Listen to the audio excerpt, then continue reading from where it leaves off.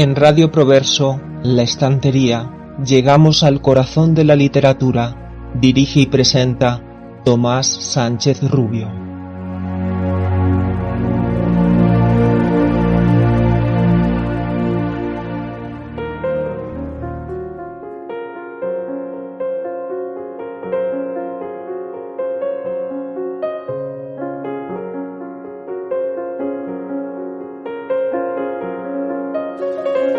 Hay besos que pronuncian por sí solos la sentencia de amor condenatoria. Hay besos que se dan con la mirada, hay besos que se dan con la memoria. Hay besos silenciosos, besos nobles, hay besos enigmáticos, sinceros, hay besos que se dan solo las almas, hay besos por prohibidos, verdaderos. Hay besos que calcinan y que hieren, hay besos que arrebatan los sentidos, hay besos misteriosos que han dejado mil sueños errantes y perdidos. Hay besos problemáticos que encierran una clave que nadie ha descifrado. Hay besos que engendran la tragedia, cuánta rosa en broche han deshojado. Hay besos perfumados, besos tibios, que palpitan en íntimos anhelos. Hay besos que en los labios dejan huellas, como un campo de sol entre dos hielos. Hay besos que parecen azucenas, por sublimes, ingenuos y por puros. Hay besos traicioneros y cobardes, hay besos maldecidos y perjuros. Judas besa a Jesús y deja impresa en su rostro de Dios la felonía, mientras la Magdalena con sus besos fortifica piadosa su agonía. Desde entonces los besos palpita el amor, la traición y los dolores. En las bodas humanas se parecen a la brisa que juega con las flores. Hay besos que producen desvarío, de amorosa pasión ardiente y loca. Tú los conoces bien, son besos míos, inventados por mí para tu boca. Besos de llama que en rastro impreso llevan los surcos de un amor vedado. Besos de tempestad, salvajes besos, que solo nuestros labios han probado. ¿Te acuerdas del primero? Indefinible. Cubrió tu faz de cárdeno sonrojo, y en los espasmos de emoción terrible llenáronse de lágrimas tus ojos. ¿Te acuerdas que una tarde en loco exceso te vi celoso imaginando agravios? Te suspendí mis brazos, vibró un beso, ¿y qué viste después? Sangre en mis labios. Yo te enseñé a besar, los besos fríos son de impasible corazón de roca. Yo te enseñé a besar con besos míos, inventados por mí para tu boca.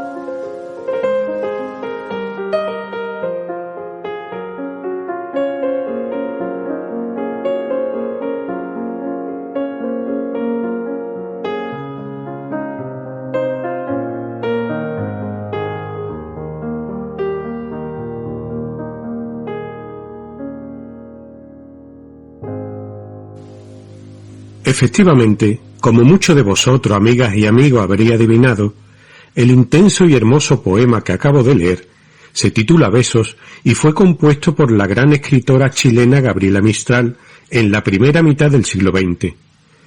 Se trata de una composición algo extensa, con 52 versos, pero creo que estaréis de acuerdo conmigo en que valía la pena recordarlo. Es un poema en los que quedan libres los versos impares, rimando los pares en consonante. Respecto al contenido, Mistral nos hace un recorrido por el significado de los besos. Los hay de sensualidad, de afecto, de verdad, de agradecimiento, de redención y de traición. Al final, brillarán los besos únicos, creados por quien besa con destino al ser amado, al objeto de su amor.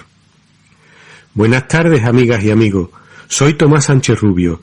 Es miércoles y estamos en un nuevo programa de La Estantería en Radio Proverso, la radio que es cultura, concretamente el número 39.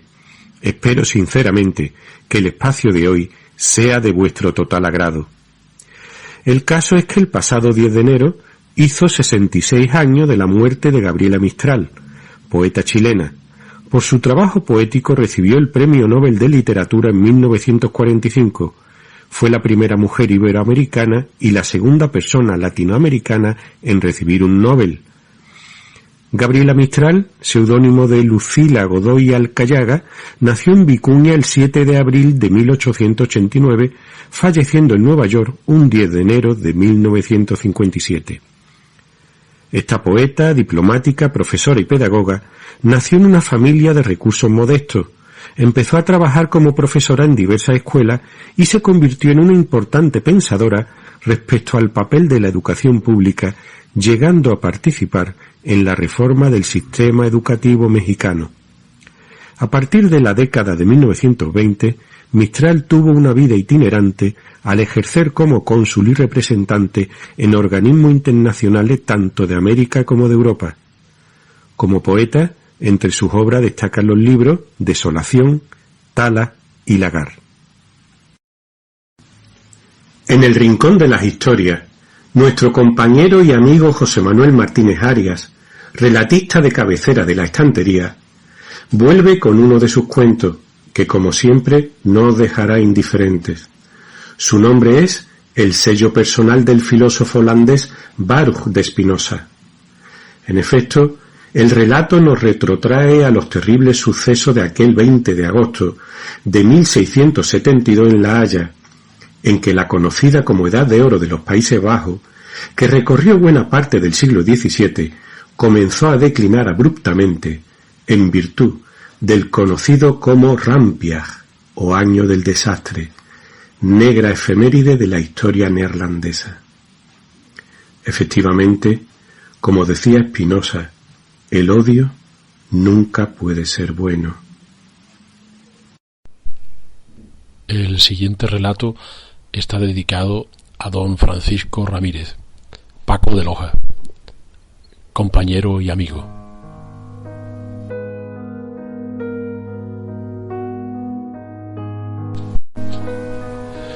En enero de 2020 fue escrito este relato que lleva por título El sello personal del filósofo holandés Baruch de Spinoza. En este sello pueden distinguirse una B, una D y una S invertida, mayúsculas, correspondientes a su nombre y apellido. En el centro una rosa florecida con su tallo espinoso y en la base inferior la expresión latina caute. Ten cautela, o sea cauteloso, o ponga usted cautela. Este manuscrito fue encontrado oculto entre las páginas de una primera edición de la Ética de Spinoza, en la biblioteca de la iglesia de Middelburg, donde C. Tuinman ofició como ministro de la Iglesia Reformada. A él se debe el siguiente epitafio: a B.D.S. Escupe en este sepulcro. Aquí yace Spinoza. Estuviera aquí enterrada su doctrina. Este hedor ya no produciría ninguna pestilencia en las almas. Viene el relato precedido de una cita del propio Baruch de Spinoza que dice: el odio nunca puede ser bueno. Ética, parte cuarta, proposición 45. En la infausta tarde de aquel 20 de agosto de 1672, una extraña y fría bruma húmeda comenzó a extenderse rápidamente, muy baja y espesa, pegajosa, inundando las calles aún desiertas de La Haya. Un hombre de piel olivácea y de ojos oscuros y profundos, que frisaba los 40 años, se encontraba acodado y meditabundo, sereno, sobre una lisa mesa de haya, en la cálida buhardilla de Pavel Joengratz, en que habitaban su alma y su cuerpo. Escrutaba con atención a través de los cristales de una de las dos ventanas de la habitación el espectáculo que no podía imaginar iba a comenzar a desarrollarse en unos instantes en las empedradas y aún solitarias calles de la capital de las Provincias Unidas. Dios, cuánto daría por conocer las reflexiones de este pestilente marrano, hijo y padre del demonio, pero magnífico urdidor de conceptos y de ideas, de relaciones imposibles por indeseables más que por impensables. Dios, ¿qué estaría ingeniando la bestia inmunda que era su razón? Y Dios, ¿cómo podía mantener la calma ante los monstruosos acontecimientos que se estaban tejiendo aquella tarde en los alrededores del Buitenhof, la enorme fortaleza que sirve de prisión del Estado? Ahora todos podemos reconocer que aquello fue evitable, pero entonces solo el impío era capaz de adivinar que aquello ya se estaba llevando a cabo, que ya estaba diseñado y previsto, inevitable, como todo lo que ocurre en el mundo, por mucho que los hombres arrogantes pretendan encontrar consuelo en la seductora y embaucadora voz de libertad. Ignorantes, decía con una medio sonrisa, más trágica que alegre, aquellos que no conocen las causas que provocan los acontecimientos y por ello dicen sentirse libres. ¿Qué pasaría por la cabeza de este inaceptablemente amable judío? No lo podremos saber nunca, pero tal vez el lector pueda compartir conmigo el desconcierto y la desazón, el vértigo que producen de un lado los acontecimientos que voy a esbozar y de otro la reacción extraña por inhumana, tal vez por divina, de este mal llamado bendito, aunque más bien fuera bendecido por el mismísimo Satanás. Nada más difícil que intentar explicar ahora, 5 años después de aquellos terribles acontecimientos, las causas que desencadenaron aquella explosión de barbarie, aquella triste experiencia que debió suponer para el marrano ver con sus propios ojos a qué infierno puede llegar el ser humano que se deja arrastrar por lo más inmundo de sus pasiones. Porque eso es lo que sucedió aquella tarde, que un pueblo imbecilizado y envilecido, irresponsable tanto de su envilecimiento como de su imbecilidad, fue conducido intencionada y maliciosamente por los orangistas, por los que se autoproclamaban defensores del Estado, por los injustamente denominados libertadores del yugo español, a aquel lugar infernal que fue la fortaleza del Buitenhof, para excarcelar y asesinar a Cornelio y a Jan, los hermanos de Witt, liberales, a los que desde sus posiciones de inspector de diques el uno y gran pensionario consejero el otro, amparaban la libertad del comercio en un régimen político cimentado sobre la razón y lejos del temor. Ahora es fácil afirmar que tal vez si Cornelio no hubiese añadido por orgullo o por soberbia o por contumacia inútil una v.c.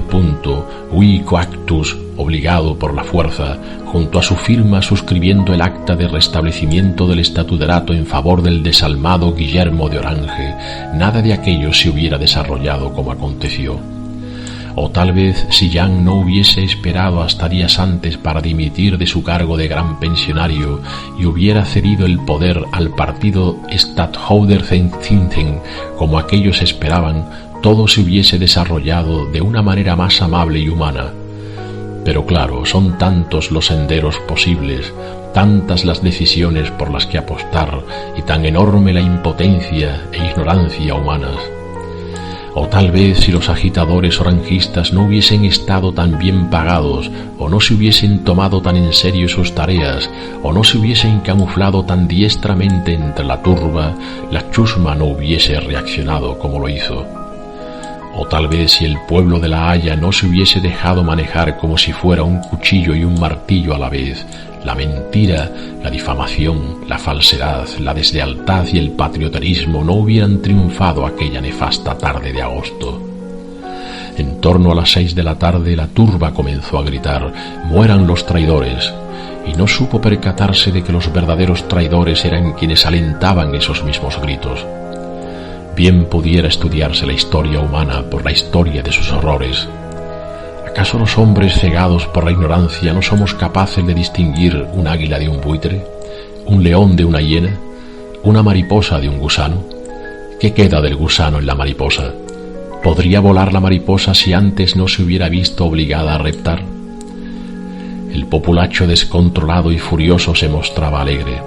¿Qué razón diabólica puede permitir que la alegría surja del furor y de la sinrazón, del odio, de la masacre, del rencor y de la muerte? La chusma también es responsable de sus actos y culpable de su ignorancia. Lo demás, historia. Algunos empezaron por rodear el carruaje en que los hermanos intentaban escapar de la turba, Otros empezaron a insultar. Las palabras tan bellas y nobles a veces también son útiles para destruir. Después el odio comenzaba a manifestarse en los golpes. A Cornelio le abrieron el cráneo con un travesaño de hierro. Aún intentaba decirle algo a su hermano antes de caer de rodillas cuando un reguero negro comenzó a brotarle por las orejas. Unos lo agarraron de los pies y comenzaron a arrastrarlo por las calles de la ciudad entre el júbilo y el alborozo de la algarada. Otros se dirigieron entonces hacia el gran pensionario que estupefacto preguntaba: ¿dónde está mi hermano? Jan pudo aún lanzar un grito de terror cuando vio que conducían a Cornelio hacia una improvisada horca. Después ya solo pudo taparse el rostro con las manos mientras oía cómo uno de aquellos miserables proclamaba a gritos: ¿quieres cerrar los ojos? Yo te los cerraré definitivamente, traidor, mientras clavaba un hacha en su frente. Algún lector quizá crea que la fiesta macabra habría concluido en ese instante de irracional ceguera. Pero no hacía más que comenzar. La turba no estaba dispuesta a concluir tan rápidamente. Cegada por el odio, por el amor, por la euforia o por una extraña pasión de muerte, por la visión de la sangre o por el hedor de la mugre, la chusma en rebeldía la emprendió con los cadáveres. Palos, puñaladas, estocadas dejaron los cuerpos ahorcados cabeza abajo como harapos de mendigos, como telas deshilachadas y viejas. La sangre vertida se seca con orgías y la carne muerta despierta la valentía de los cobardes. Estos comenzaban a despedazar los cadáveres y otros a distribuir los restos entre una multitud hambrienta por la modesta cantidad de 10 sueldos el trozo. Conforme la carne iba escaseando, los trozos iban reduciendo su tamaño, pero todos querían probar un bocado. El olor de la carnicería se iba expandiendo por la sanguinaria entonces ciudad de La Haya, invadiendo todas las calles, todos los portales y colándose por todas las ventanas y rendijas de la ciudad como una espesa y terrible bruma. También debió penetrar ese olor dulzón por las ventanas de la buhardilla de Pavel Joengratz, en que habitaban el alma y el cuerpo de ese individuo solitario y de piel olivácea que reflexionaba sobre estos acontecimientos acodado sobre una pobre mesa de haya. Siempre había defendido la serenidad, la cautela en todos los momentos y actos de su vida repleta de situaciones trágicas y difíciles, pero esa noche no pudo más. Con enérgica decisión giró sobre sí mismo, salió de su buhardilla y quiso abandonar la casa de su casero para salir a enfrentarse con la fuerza de la razón a la multitud enfurecida. Van der Spieck, el dueño de la casa y amigo personal, le impidió la salida. Primero le suplicó que abandonase dicha empresa, que era inútil, pero después utilizó la más persuasiva de las argumentaciones. Lo encerró en su habitación hasta que la infernal barbacoa había concluido. El insensato pretendía colgar en el lugar de los asesinatos una proclama con las palabras Ultimi Barbarorum, los últimos bárbaros. No sabía el ingenuo filósofo que los bárbaros no son tropa pequeña ni agotada. Unos años antes había dejado escrito para regocijo de su amigo Jan de Witt: el fin del Estado no consiste en transformar a los hombres de seres racionales en animales o autómatas, sino más bien en hacer que su espíritu y su cuerpo puedan desarrollar sus fuerzas sin trabas, para que usen libremente de su razón y para que no se combatan con cólera, odio o astucia, ni se sientan enemigos entre sí. El fin del Estado es, en realidad, la libertad. ¿Por qué Dios ha permitido que el alma más virtuosa y libre de su tiempo naciese en el cuerpo de un impío tan atroz? ¿Cómo puede surgir la más elevada de las virtudes, la inteligencia más sutil y la alegría más intensa en un gusano tan inmundo y necio como debió serlo este ateo que llegó a afirmar que no intentamos, queremos, apetecemos ni deseamos algo porque lo juzguemos bueno, sino que al contrario, juzgamos que algo es bueno porque lo intentamos, queremos, apetecemos y deseamos, añadiendo el truán, y llamamos malo a lo que aborrecemos?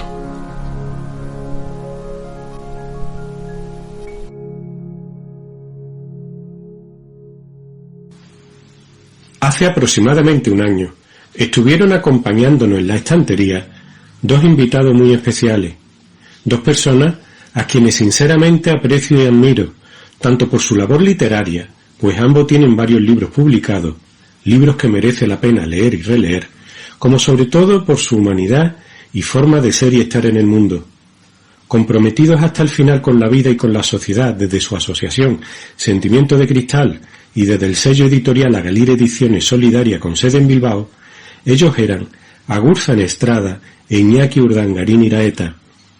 Ambos son de esas personas que saben que la mejor manera de ayudarse a sí mismos es ayudar a los demás, que el sentido de la solidaridad es lo más valioso del ser humano después de la propia vida.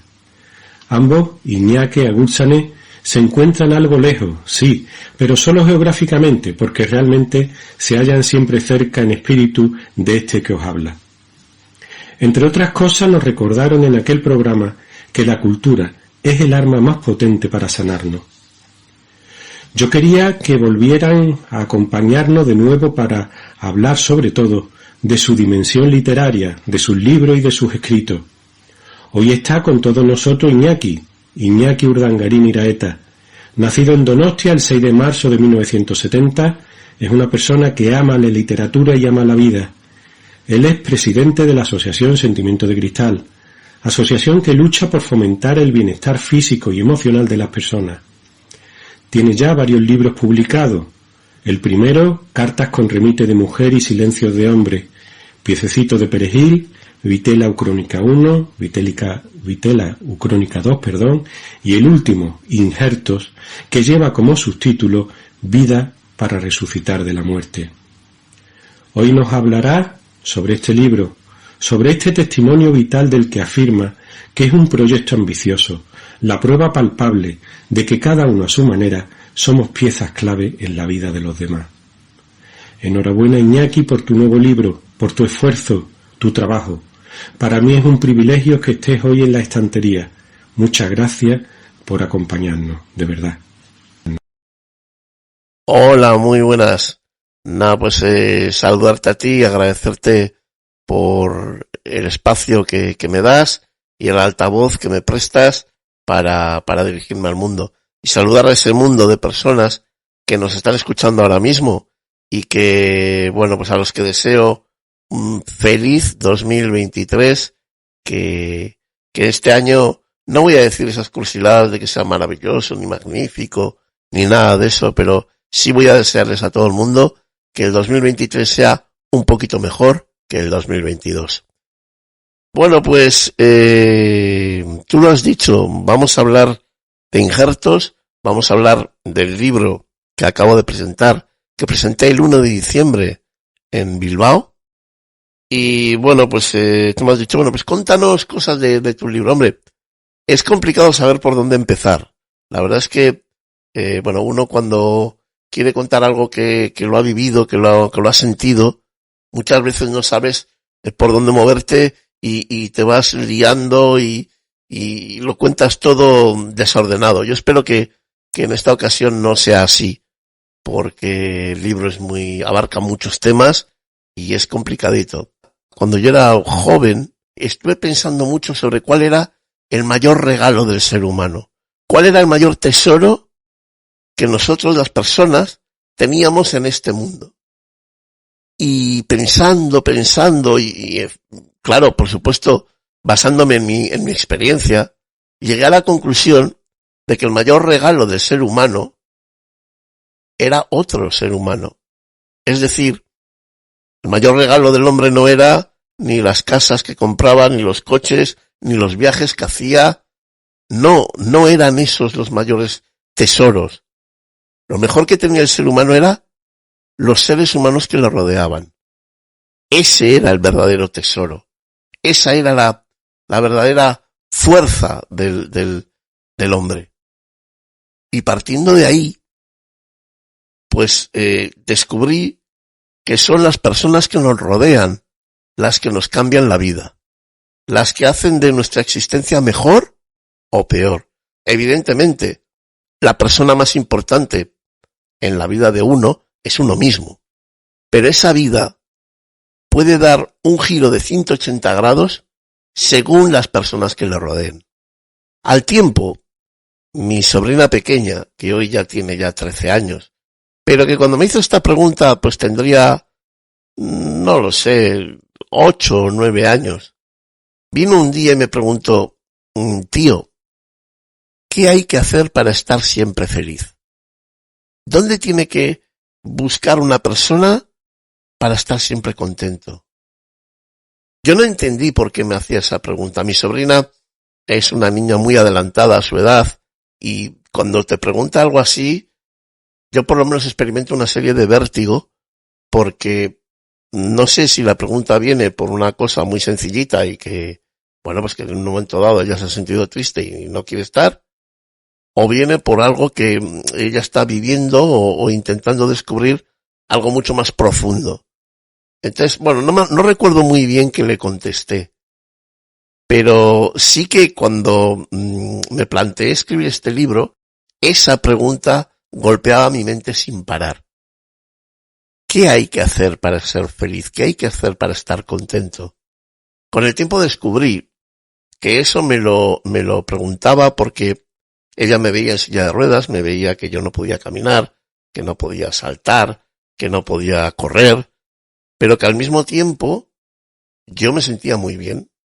Ella me dijo que si ella no pudiera saltar, correr, etcétera, no se sentiría bien. ¿Qué hacía yo para sentirme bien, para estar contento? Que no lo entendía.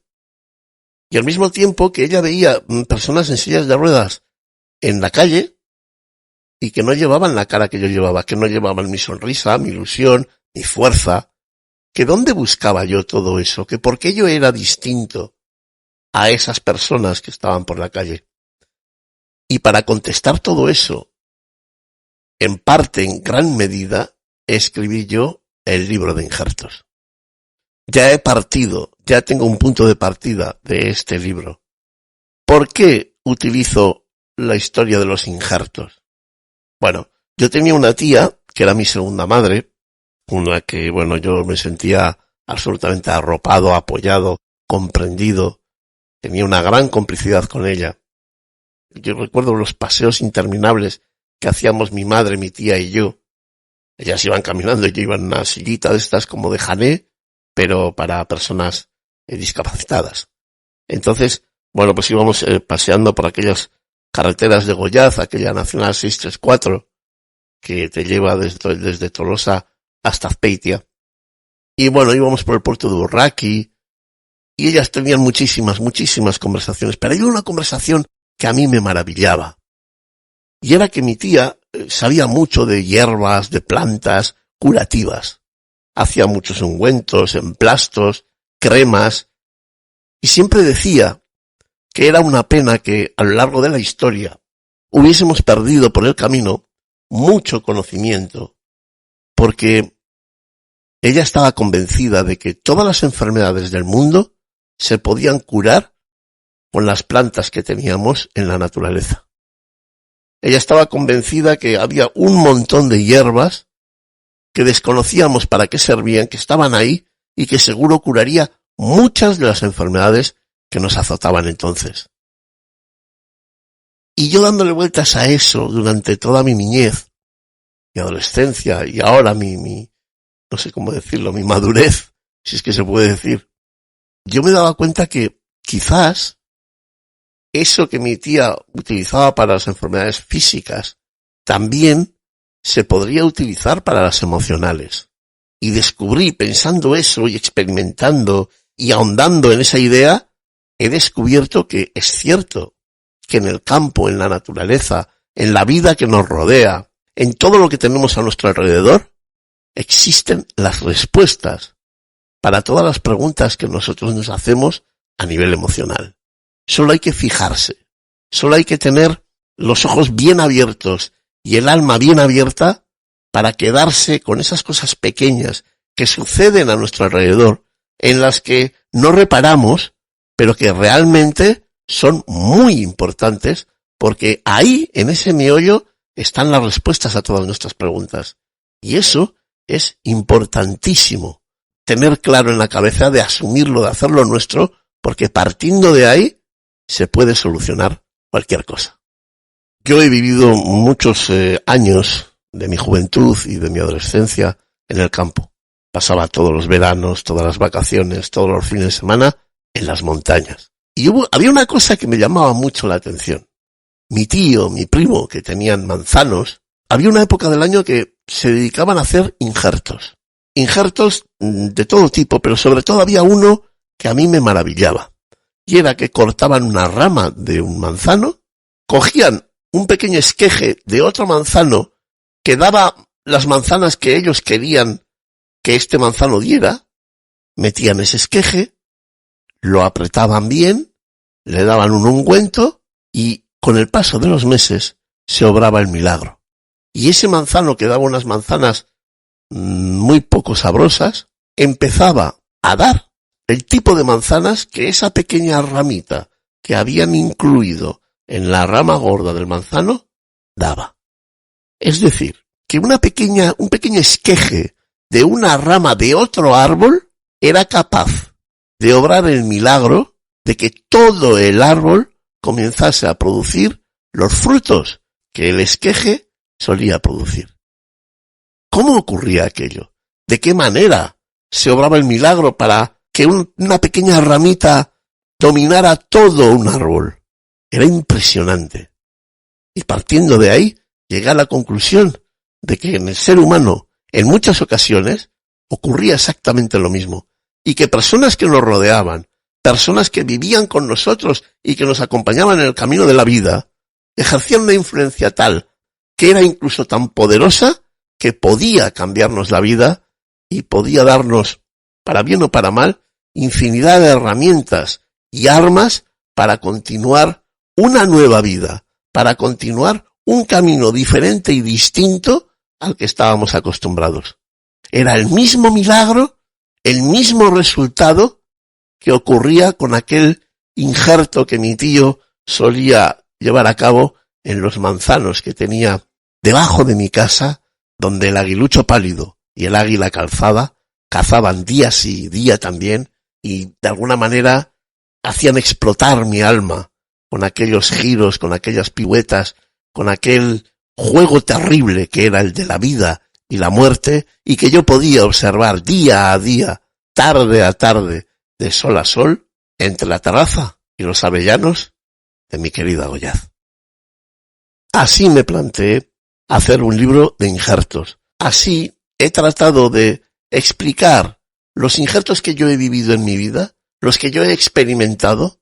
He descrito a las personas que han hecho posible esos injertos y después, una vez de explicar qué he vivido y cómo lo he vivido, he intentado llegar a unas conclusiones del para qué. ¿Qué han hecho esos injertos en mí? ¿Qué han cambiado en mí? ¿Qué es lo que me han ofrecido y qué es lo que yo he tomado de esos injertos para poder cambiar mi vida, mejorar mi vida? Intentar que dentro de mí se me remueva el alma, se me remuevan los cimientos y que el viaje de mi vida sea algo tan apasionante que nunca tenga un guión preestablecido. 2 años he pasado escribiendo este libro. Al final son 10 capítulos. 10 capítulos que bien se pueden leer de manera independiente, pero que también os diré que llevando el orden que yo he llevado, creo que es una forma mía, personal, que os ofrezco para que vayáis poco a poco entrando en mis injertos y dándoos cuenta de todo lo que a mí me han aportado y de lo que yo he ganado gracias a haber experimentado esos injertos. 10 capítulos dedicados a Excalibur, que es con el capítulo con el que parto en este libro. Excalibur, esa espada mítica, esa espada que es mucho más que una espada, porque es una figura de la unidad, de la honorabilidad, del éxito del trabajo en equipo, de dejarte la vida por buscar algo que sea lo verdaderamente importante. Bueno, pues con esa espada, con esa idea de la espada, parto en el libro. Continúa, por ejemplo, Félix Rodrigo de la Fuente. Félix fue mi maestro, mi chamán, la persona que por primera vez me dio la ilusión de vivir. Hizo que pensara yo mismo de mi vida que era maravillosa y que merecía la pena ser vivida. Félix llegó en un momento en el que las fracturas, las operaciones, mi vida era muy distinta de la de mis hermanos, que eran, entre comillas, normales. Mi vida era saltos entre periodos de normalidad, de estabilidad y periodos de dolor, de sufrimiento. Era una época muy convulsa en mi vida. Y Félix hizo que esa época tan convulsa, esa época que a cualquiera nos echaría para atrás a la hora de enfrentarla y experimentarla, él hizo que, de alguna manera, yo aceptara el reto porque el reto merecía la pena. Porque Félix me dio un lugar en el mundo. Me dio la capacidad de poder encontrarme a mí mismo en el camino de mi propia vida. Y por eso es uno de los injertos más importantes de este libro. Tenemos también a Jorge Alessanco, un amigo que no hace mucho que le conozco, pero que me ha removido por dentro como pocos lo han hecho. Una persona increíble, corazón, bondad y fuerza, toda unida en vida salvaje, en hambre de vivir y sobre todo en una personalidad arrebatadora. Tenemos a Eric Clapton, el guitarrista fascinante que ha sellado y firmado momentos increíbles en mi vida con su música, con su forma de enfrentar la vida, con una complicidad que existe entre los dos más que significativa. Le sigue Kepa Junquera, un músico de música folk aquí del País Vasco, con el que he colaborado casi 20 años y con el que viví la música desde dentro. Viví los conciertos, las grabaciones, los ensayos, la manera de componer, la magia absoluta de la música en nombre de una persona con un talento increíble y que yo pude beber de él, pude aprender de él y hoy por hoy es una de las mejores experiencias que guardo yo en mi vida. Tenemos a Clint Eastwood, el actor incombustible y que yo diría que es la persona que más se parece a lo que yo soy en realidad. Cuando hablo de persona, hablo del trabajo que ha llevado frente a las cámaras y detrás de las cámaras. Pero yo creo que su personalidad es la que más se parece a la mía propia. Y bueno, ahí cuento muchas anécdotas y muchas vivencias que yo he tenido gracias a él y que me han construido, deconstruido y vuelta a construir de mejor manera. Stephen Hawking también está en este libro, también es uno de los injertos de este libro que como subtítulo tiene Vida para resucitar de la muerte. Y Stephen Hawking es el mejor ejemplo que yo puedo poner en este libro de cómo una persona resucita de su propia muerte. De su propia muerte, tomando muerte como algo emocional, no algo físico. La propia muerte en el sentido de que cuando una persona recibe una noticia devastadora, terrible, lo primero que ocurre es que muere emocionalmente. Ya no hay tiempo ni camino para cosas que todos los demás vivimos en nuestra vida rutinaria. Esa muerte, ese parar, ese stop de todo es terrible. Y sobrevivir a eso es fantástico. Y este libro tiene sentido sobre todo con esa gente, con las personas que de alguna manera están sintiendo que están llegando a su muerte, que están llegando a ese punto en el que se les va la vida, se les van las ganas de vivir, se les termina la esperanza, y con este injertos es lo que yo busco generar otra vez, ganas de vivir, perlas de vida que le llamo yo, que se pueden traducir en esperanza. Eso es lo importante. Y Stephen Hawking es uno de esos casos en los que todo esto se aúna de manera perfecta y nos da un camino a seguir, nos da un manual, nos da una estrategia. El seguirlo o no es cosa nuestra. Alberto Cortez también está en este libro. Cuando yo era muy jovencito, lo encasillé en un punto muy injusto, pues porque no me gustaba, porque cuando yo era pequeño pues ese tipo de música no me llamaba la atención. Y con el paso del tiempo, sus canciones se han convertido para mí en verdaderos himnos de vida. Un cura de Donosti llamado Gorka. Este es uno de los injertos que uno podría llamar malos, que uno podría decir, este injerto ha venido para jodernos, para fastidiarnos, para estropear nuestra vida. Y con el paso del tiempo veréis que es posible coger algo que es malo, algo que nos podría doler y nos podría fastidiar, y convertirlo en algo bueno, convertirlo en motor para conseguir lo que tú quieres. Y eso está en este libro. Y por supuesto el último injerto, y el más importante de todos, mi madre. Mi madre porque es la persona que me ha acompañado toda la vida, la que siempre ha estado cada vez que yo he sentido el más mínimo dolor, el más mínimo problema, y la persona que ha tenido que luchar contra ella misma, contra los demás, contra mi enfermedad, y yo diría que hasta contra el mundo, solo para que yo tenga un instante de paz, de estabilidad, y por qué no decirlo, de felicidad.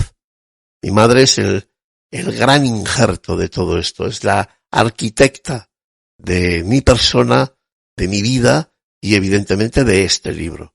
Y es a quien de verdad le dedico todo mi trabajo, porque todo lo que he hecho es poco para poder describiros a todos lo que una mujer es capaz de hacer por su hijo sin tener experiencia de ningún tipo.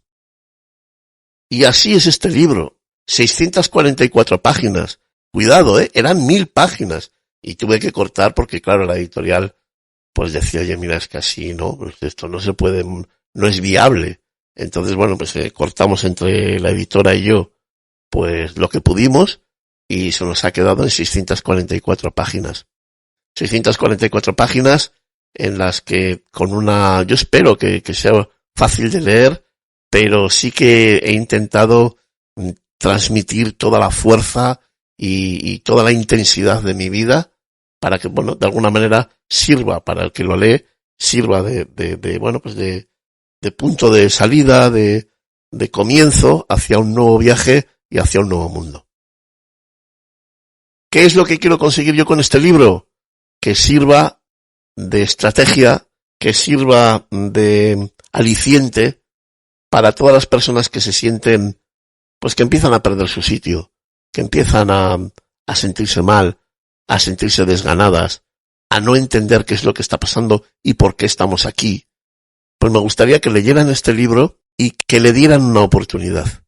Que después de leer todo y después de ver que intento dar herramientas de todo tipo a toda la gente que se ha interesado por este libro, me gustaría que las pusieran en práctica y que sirviera como aliciente para salir adelante, recorrer el camino de la vida, no cerrarse a nada y tener claro que lo que está por venir no siempre tiene que ser un problema, sino que aún nos quedan muchas buenas cosas que podemos hacer por los demás y que podemos recrear en torno a nosotros.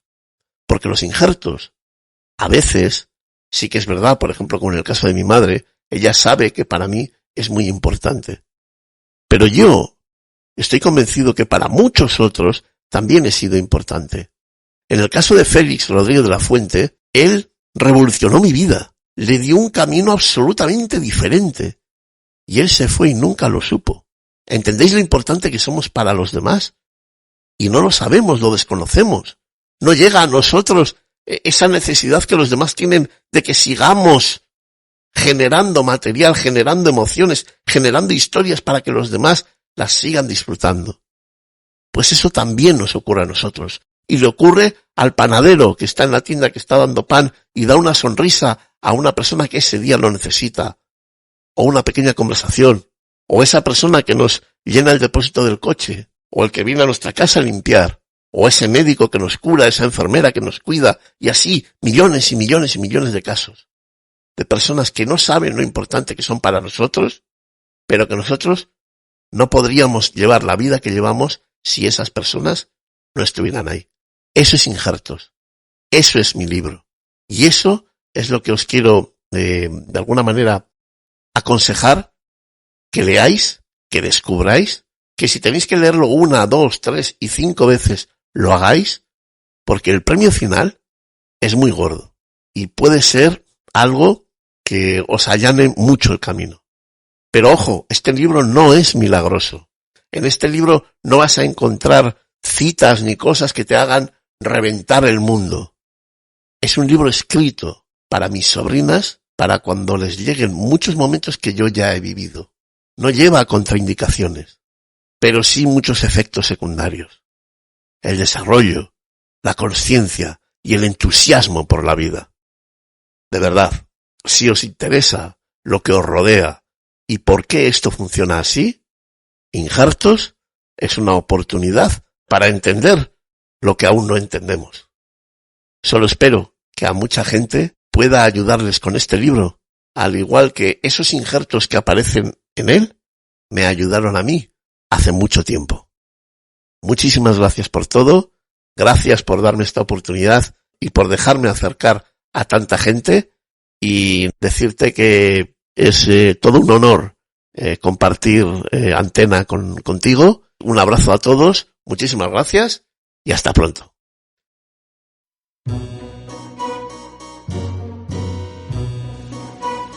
Esta semana, en el espacio Desde la Raíz, donde comentamos habitualmente la etimología de diversas palabras y expresiones pertenecientes a nuestra rica lengua castellana, nos referiremos a algunos términos de cuyo origen, a pesar de seguir siendo habituales hoy día, hemos perdido ya la conciencia.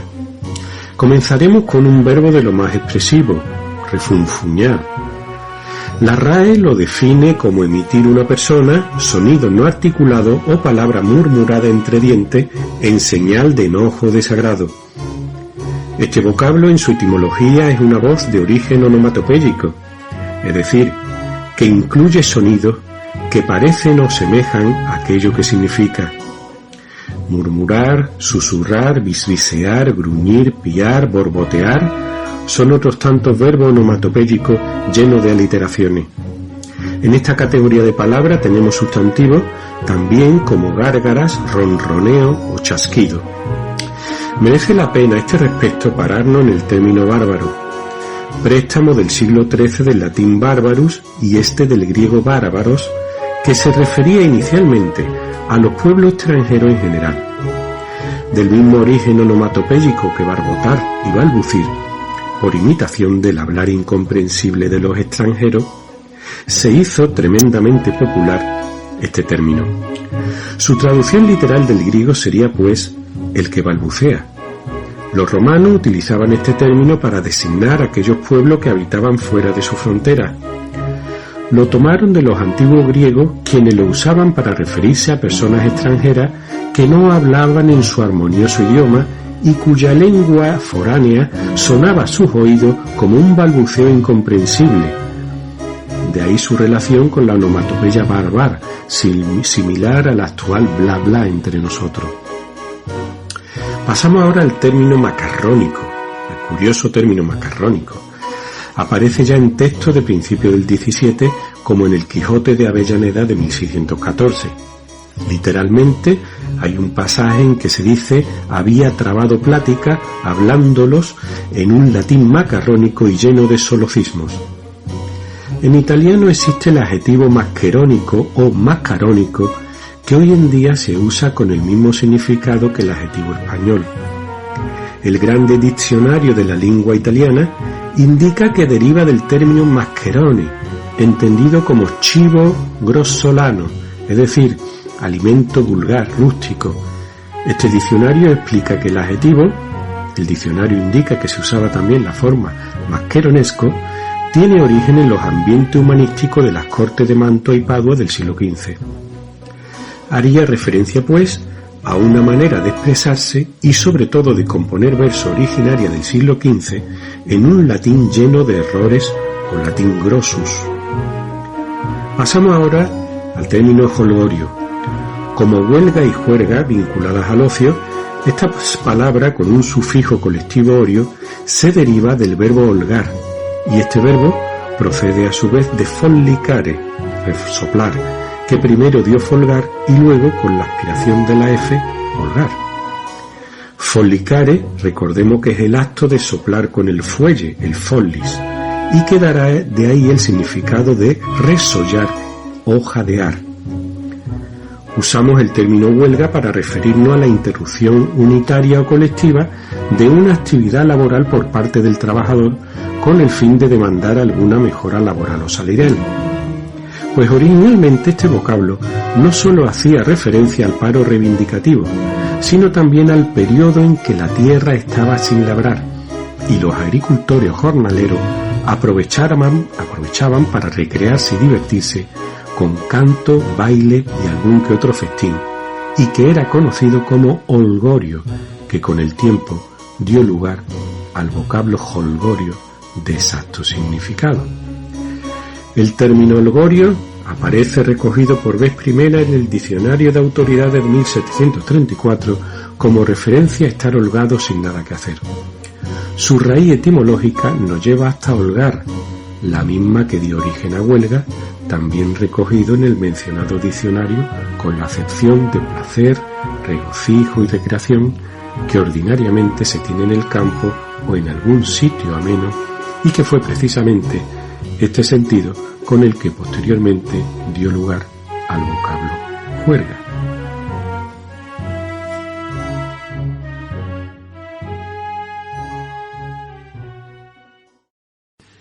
Tampoco es la primera vez que nos acompaña en la estantería el siguiente invitado de esta tarde. Sergio Rufo Benavente es una persona polifacética y creativa. Psicólogo clínico de amplia trayectoria profesional, es también un apasionado de la música y la literatura. Intérprete y compositor de piano y guitarra, tiene varios libros publicados y ha ganado diversos premios en la modalidad de microrrelato. Estudioso de la métrica tradicional japonesa, género en el que ha tenido un amplio reconocimiento como creador, es además un poeta de depurados versos caracterizado, a mi parecer, por una siempre lúcida reflexión sobre la espiritualidad de lo cotidiano. Aprovecho para felicitarlo además por la próxima publicación en Ediciones Infinito de Cortejo de Libélulas, poemario de inspiración oriental con portada de la ilustradora Laura Garijo. Sergio, es un placer tenerte de nuevo con todos nosotros. Bienvenido a la estantería. Muy buenas tardes a todos los oyentes de la estantería. Mi nombre es Sergio Rufo, es la tercera vez que participo en este programa. Agradecí a Tomás Sánchez Rubio por ser la persona que ha tenido la iniciativa de cederme este espacio. Y bueno, pues comentaros que mis dos últimas intervenciones han tenido que ver sobre poesía japonesa y haiku, pero últimamente ando pues embarcado en nuevos proyectos de poesía occidental, de poesía un poco más cercana a nuestra cultura. Los poemas que voy a recitar a continuación pertenecen a una obra, a un poemario que se titula Poesía del Caos, muy influenciada por el pensamiento posmoderno de autores como Peter J. Carroll, Phil Hine o Alan Moore, que si bien pues utilizan un lenguaje un tanto esotérico, mítico y al principio un poco arduo de digerir, pues tienen un trasfondo muy humano, al menos eso he pretendido, que espero que se deje traslucir pues entre los versos. Sin más, pues agradecido por vuestra atención y procedo a recitar los poemas que espero que sean de vuestro agrado, y muchísimas gracias. Si el verano fuese eterno. Abre con una cita de John Keats, que es la siguiente. Casi deseo que fuésemos mariposas y viviéramos solo 3 días de verano. Volando se va el invierno junto al humo de rastrojos. Vi lágrimas en sus ojos, hoy al alba en los almendros. Si el verano fuese eterno, como en la hoguera es el rojo, arropado en sus despojos, haría descansar mi pecho. Solo la brisa y su soplo, solo al susurro del viento, daría cuenta de mis sueños, y apartadas de mi lecho, las ventiscas del otoño, y entre un crepitar de leños.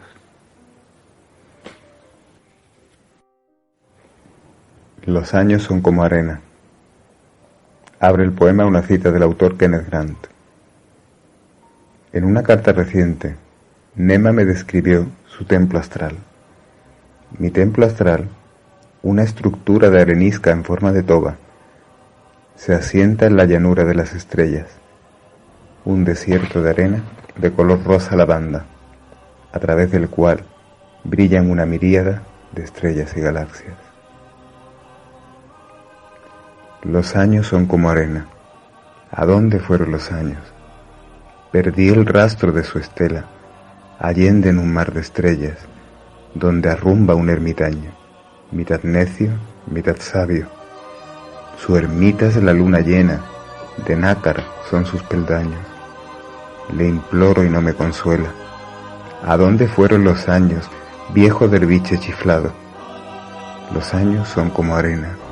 El tiempo es polvo que vuela en un éxtasis desgarbado.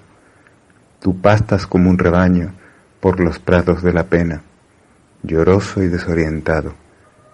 ¿Que a dónde fueron los años? En pos de esa brisa yerma que se agita desde antaño. Ahora calla y no te muevas. Contempla la luna llena, brillando sobre la almena. Junto a ella moran los años, colgando con las perseidas, cual las hojas de un castaño. Repudio de las musas.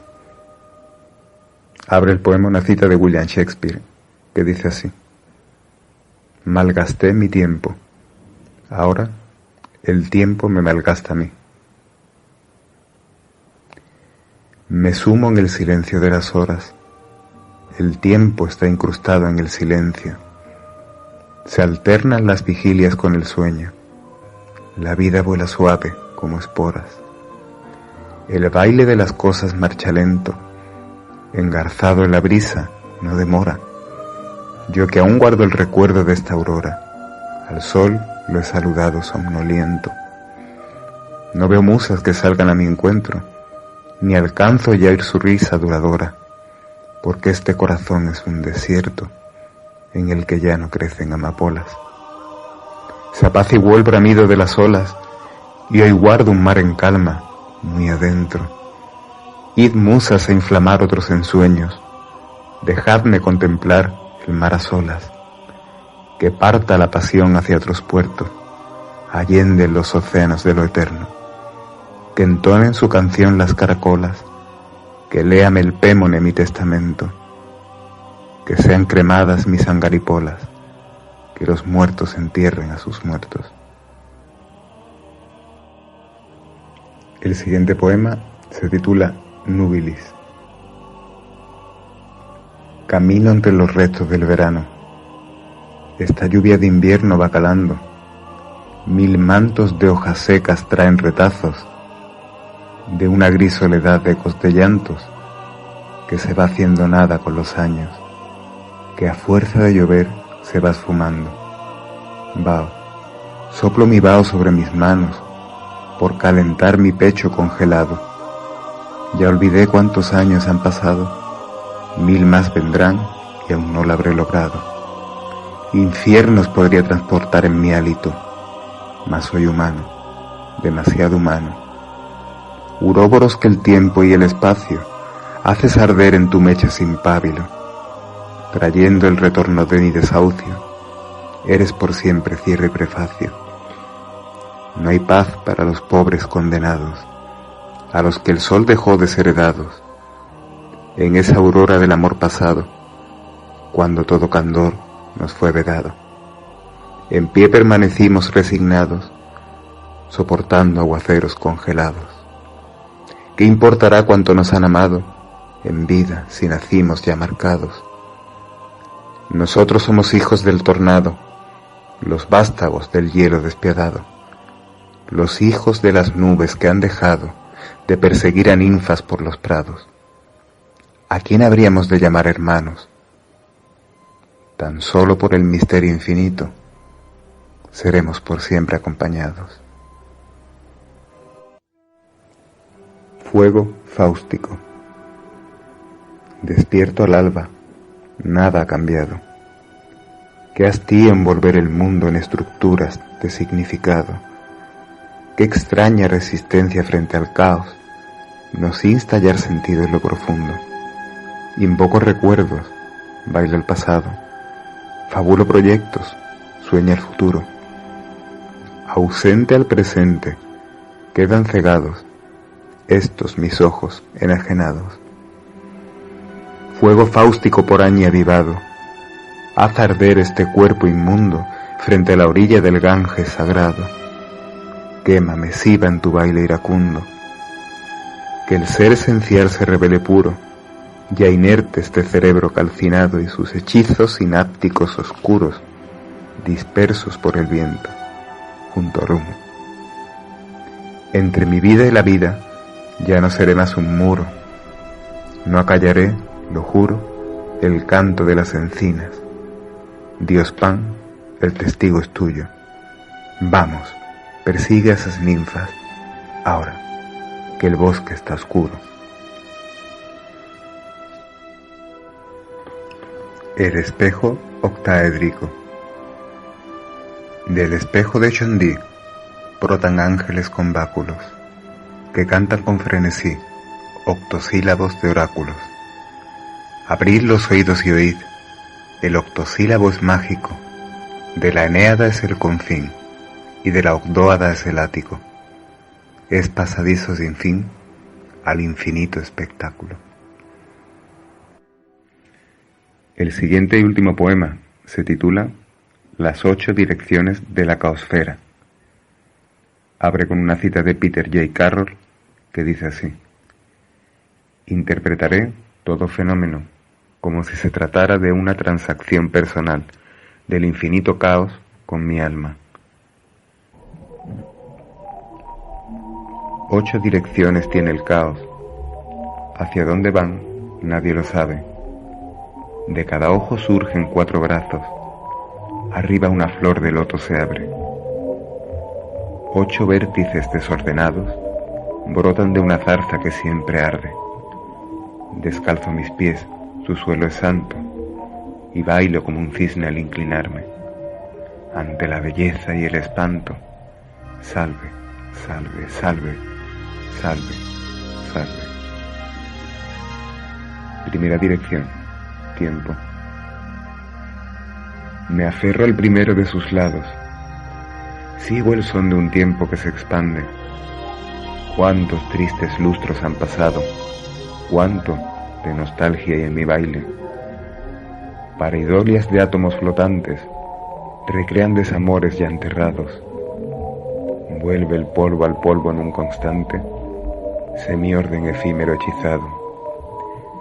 El tiempo es lo eterno disfrazado que buscas, berreón inconsolable.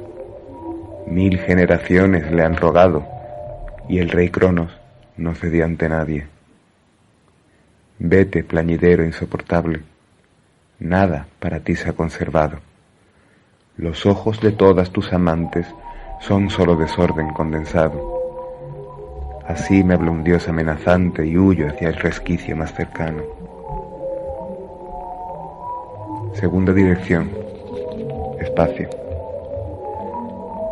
Penetro el segundo de sus ángulos, migro hacia el espacio omniabarcante. Mundos, mundos, mundos y más mundos se suceden juntos sin engarces. Líneas de fuga parten de un punto que no existe por ninguna parte. ¿Dónde haya medida lo profundo? ¿Dónde la extensión? Atrás y adelante. No más infinitos nauseabundos. Todo y nada son intercambiables. Todo el vacío es un punto absoluto y el espacio es un punto danzante. Envuelto en su danza me confundo y tomo movimientos por lugares. Ahora, liberado de este absurdo, palpo una quietud inalterable. Ya no temo a un Dios que me distancie y marcho hacia un abismo más profundo. Tercera dirección, singularidad. Triunfo insospechable de lo abstracto, volverse concreto hasta el detalle. Cómo hacer surgir de lo infinito infinitas singularidades, Ved los algoritmos naufragando en un mar de posibilidades. Misterioso heurístico sagrado. Gloria, porque el verbo se ha hecho carne. Eternos en lo eterno incrustados. Únicos somos e irreplicables. Nuestro ser es lo indeterminado que se determina en cada instante. Con las alas de una hada brillante, parto volando hacia un nuevo estado. Cuarta dirección, impersonalidad. Frente a mí se extiende lo innombrado y puedo comprobar que es innombrable. ¿Cómo dar cuenta de lo increado? Es, pero no existe, es inefable. Todo es un continuo movimiento. No hay un bailarín, pero hay un baile. Todo el universo es un suceso que no le está sucediendo a nadie. Cuanto nos circunda es un misterio, inasible y frágil como el aire. Nunca jamás regresará el eco. No hay fin en la nada que se esparce. Aterrorizado por el vértigo, corro hacia otro portal que se me abre. Quinta dirección, predeterminación. Surge ardiente el cubo del cuadrado. 3 dimensiones son su semblante. Del cubo se yergue el tesseracto en 4 dimensiones fascinantes. Rotación doble sobre 2 planos, ortogonales, interminable. Siempre estuvo implícita en el cubo, nunca ocurrió nada impresionante. Del absoluto son derivados todos los fractales burbujeantes. Así el universo fue agotado en el momento mismo de crearse. Exitus intrautero anunciado. No hay lugar a posibilidades. Sexta dirección, indeterminación. Caos, el orden puro es tu adversario. El muerte tú, fértil de humedades. Los sistemas que rozan tus manos se bifurcan, ya no son lineales. Complejos pero autoorganizados, dan a luz a cuanto nuevo nace, disipando al fin lo estructurado, hallan la creación en lo fluctuante. Tú que el amor a ti misma te haces, eres a un tiempo amada y amante. Tú te engendras nueva en cada instante, eterna creatividad triunfante. Demócrito fue al fin silenciado, yo sigo mi senda hacia adelante. Séptima dirección, Nadir. ¿Qué sentido tiene este espectáculo? Entre bastidores no halló a nadie. Nunca se cumplió ningún oráculo. No hallo asidero donde agarrarme. Al misterio fuimos arrojados, sin un rumbo fijo al que aferrarse. ¿Y si el rumbo fuese imaginado y tan solo un consuelo ante el desastre? Si este cosmos autogenerado viaja sin propósito en los aires, ¿qué designio se nos ha asignado? Si no hay verdad, todo es realizable. Hueco y por lo hueco rodeado, nada veo que pueda saciar esta hambre. Octava dirección, sentido. Desde el principio fue consumado, todo cuanto existe es formidable. Ni un solo gluón fue improvisado por el rayo verde que se blande. Ups, chart, taps, down, bottoms, strange, dados, usan los quarks en sus juegos amables, por los electrones orquestados en un baile huidizo e inagotable, que orquestan con cánones sagrados electrones, muones, taus, ampliables a neutrinos que forman el naos. La fuente de la que todo nace es en sí misma significado. El equilibrio es caos condensado, la creatividad de un Dios en trance que 1.000.000 de veces se ha alabado. Salve, salve, salve, salve, salve. Alhamdulillah, alhamdulillah, alhamdulillah.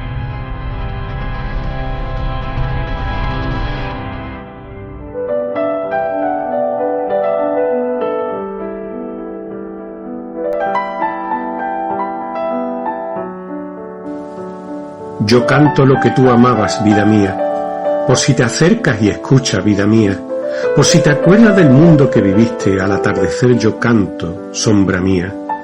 Yo no quiero enmudecer, vida mía, ¿cómo sin mi grito fiel me hallarías? ¿Cuál señal, cuál me declara, vida mía?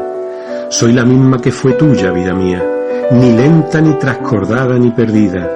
Acude al anochecer, vida mía, ven recordando un canto, vida mía, si la canción reconoce de aprendida, y si mi nombre recuerdas todavía.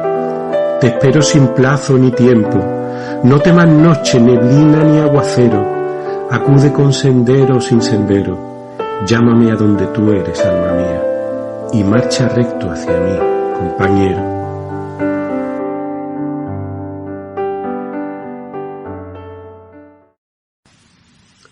Enlazando como solemos hacer el final del programa con su comienzo, he querido acercarme al término de la estantería de hoy con la obra de nuestra admirada Gabriela Mistral.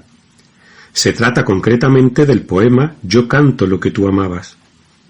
En esta composición, la poeta recurre a la voz como imagen de un camino de pistas que el sujeto amado debe seguir para encontrarla. La voz es ella misma, su presencia. Hacer sonar su voz, su canto, y poner en ella la memoria de las cosas amadas por el otro, es el camino seguro para el reencuentro. La enamorada espera a que este rastro vocal, este hálito sonoro que es el canto, sea como el eco de sirena que atraiga al navegante. Me gustaría recordar al hilo de nuestra protagonista en el programa de hoy, que hasta la fecha se han entregado 115 premios Nobel de Literatura, y de ellos 17 han sido para mujeres.